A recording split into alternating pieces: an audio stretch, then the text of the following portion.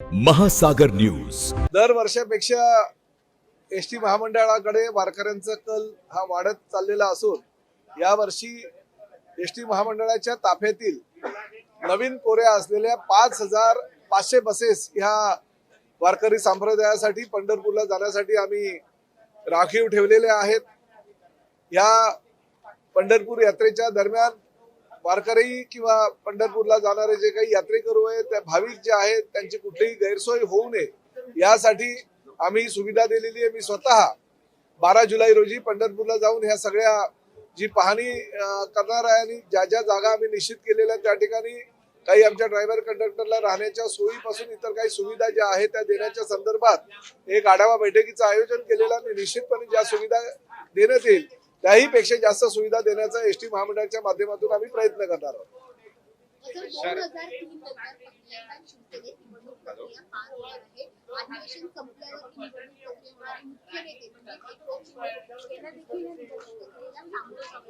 बघा, लोकशाही आहे, शिवसेनेमध्ये अतिशय चांगल्या प्रकारे कामकाज एकनाथ शिंदे साहेबांच्या नेतृत्वाखालील देशातील शिवसैनिक करतायत आणि लोकशाहीमध्ये निवडणूक प्रक्रिया होणं गरजेचं आहे आणि निवडणूक प्रक्रिया झाल्यानंतर निवडणुकीचे जे काही परिणाम होतात किंवा त्यामध्ये कोण कोण सहभागी झाले, कुणाकुणाला कुठली पदं देण्यात आली, ती निवडणुकीच्या माध्यमातून ती भरली गेली पाहिजे आणि ती पदं भरली गेल्यानंतर निवडणूक आयोगाला त्या संदर्भातली माहिती देणं बंधनकारक असतं आणि त्या माध्यमातून भविष्यामध्ये कधीही या निवडणुका होऊ शकतील। सध्या तरी आमच्यापर्यंत कुठलीही या निवडणुकीच्या संदर्भात माहिती आलेली नाही, पण निश्चितपणे त्या निवडणुका लवकर होईल याची मला खात्री आहे। उद्धव ठाकरे यांनी आता रामरक्षा पठण करण्याचं आंदोलन ठेवलेलं आहे, हनुमान चालीसा पठण पण ठेवलंय। आपण पाहतोय की नवनीत राणा यांनी जेव्हा हनुमान चालीसा वाचली होती त्या विरोधात त्यांनी टीका केली होती, मात्र आता ते स्वतः रामाचं नाव घेत आहेत, आंदोलन करतात।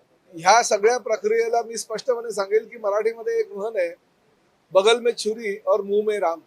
तुम्हाला कल्पना असेल की 10 जून 2021 रोजी शिवसेनेचा आमदार म्हणून मी उद्धव साहेबांना एक पत्र दिलं होतं आणि त्या पत्रामध्ये स्पष्टपणे सांगितलं होतं की आज आपण ज्यांच्याबरोबर आघाडी केलेली आहे त्या काँग्रेस राष्ट्रवादी बरोबर आघाडी केल्यामुळे आपल्या शिवसेनेच्या सदस्यांना अनेक संकटांना सामोरं जावं लागतंय, अनेक समस्यांना सामोरं जावं लागतंय आणि त्यामुळे ह्या काँग्रेस राष्ट्रवादीच्या आघाडी बरोबर राहण्याच्या ऐवजी जी परंपरागत आपली भारतीय जनता पक्षाबरोबरची युती आहे ती गेल्या अनेक वर्षापासून राज्यामध्ये आहे।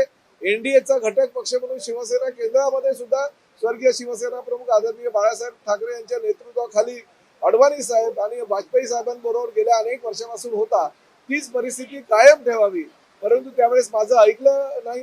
4 पाणी मी पत्र दिल्यानंतर सुद्धा काँग्रेस आणि राष्ट्रवादी बरोबर त्यांनी आघाडी कायम ठेवली, ते स्वतः मुख्यमंत्री पदावर कायम राहिले आणि त्यामुळे भविष्यामध्ये काय झालं 2022 ला हे आपण पाहिलं। त्याच वेळेस जर तो माझ्या पत्राच्या आधारे किंवा त्यांनी जो 2019 ला निर्णय घेतलेला होता तो जर बदलला असता तर आज ही परिस्थिती आली नसती। आतापर्यंत 2024च्या निवडणुका सुद्धा त्यांनी काँग्रेस राष्ट्रवादी बरोबर लढले आणि जे दुसरी अल्पसंख्याकांची मतं आहे त्या मतांसाठी ते त्यांच्यावर आघाडी त्यांनी केली, परंतु आज अचानक जर त्यांना राम आठवत असेल तर दुर्दैव आहे। मी परत एकदा सांगतो, मुंह में राम और बगल में छुरी ही जी आपली प्रक्रिया जी तुम्ही चालू केलेली आहे ती कुठेतरी थांबवणं गरजेचं आहे। महाराष्ट्राची ऍक्शन फायदा चित्रपटाची आणि रुपाली चाकणकर यांनी आता दीपाली सय्यद यांना नोटीस पाठवली, प्रसार माध्यमांना पण नोटीस पाठवलेली आहे।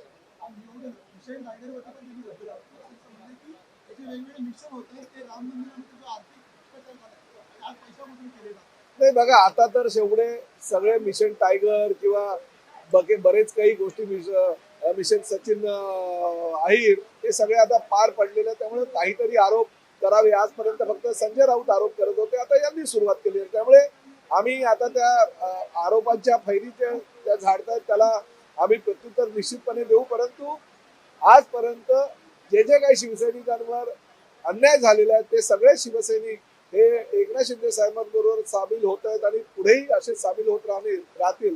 त्यामुळे त्यांनी त्यांचे आमदार खासदार जे आता उरलेले आहेत ते सांभाळण्याचा प्रयत्न करावा।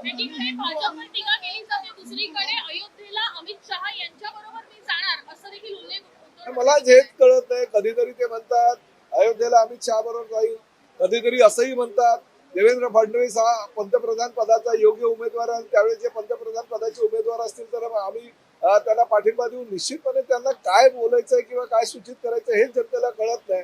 आणि म्हणून त्यांची जी काही पूर्वीची शिवसेनेची वोट बँक म्हणून कार्यरत होती ती सगळी वोट बँक जी आहे ते एकनाथ शिंदे साहेबांबरोबर आता राहिलेली आहे. त्यामुळे भविष्यामध्ये अजूनही आज आमचे 60 आमदार आहेत, त्याहीपेक्षा जास्त आमदार आमचे निवडून आणण्याची क्षमता आहे एकनाथ शिंदे साहेबांबरोबर आहे. संजय राऊत वारंवार टीका करतात. उद्धव ठाकरे म्हणतात अमित शहांसोबत जाणार. ज्यांनी बाळासाहेबांचे विचार सोडले नाही त्यांनी पण महाआरतीमध्ये सहभागी व्हावं म्हणून अप्रत्यक्ष तुम्हाला निमंत्रण दिलंय. बाळासाहेबांचे विचार आमच्या बरोबर आता तुमच्या बरोबर बाळासाहेबांचे विचार नाही हे तर सिद्ध झालेले आहे. ज्यावेळेस तुम्ही काँग्रेस बरोबर आघाडी केली, राष्ट्रवादी बरोबर आघाडी केली, त्याच वेळेस तुम्ही बाळासाहेबांचे विचार सोडले होते आणि त्यामुळे सर्वसामान्य जनतेने तुम्हाला घरी बसवलं. म्हणून तुम्ही सहभागी होणार आहे त्या आरतीमध्ये? बाळासाहेबांचे विचार घेऊन आम्ही पुढे चाललेलो आहे. आम्ही स्वतः महाआरत्या करतोच ना. तुम्ही आता एवढ्या वर्षानंतर तुम्हाला महाआरतीची आठवण आलेली आहे. त्यामुळे माझं असं म्हणणं आहे की आम्ही आमच्या ज्या महाआरत्या नेहमी होत राहतात त्या महाआरत्यांमध्ये तुम्हाला जर इच्छा असेल तर तुम्ही सहभागी होऊ शकता असं आव्हान आम्ही उलट त्यांना करतो. पण ते जर तुम्हाला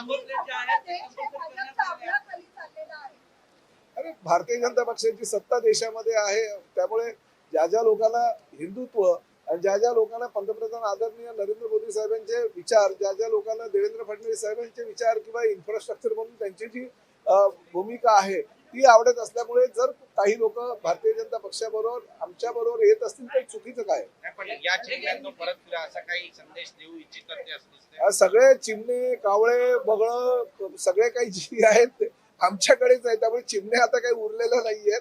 ज्या आहेत ते पण त्यांच्याशी आमची चर्चा चालू आहे.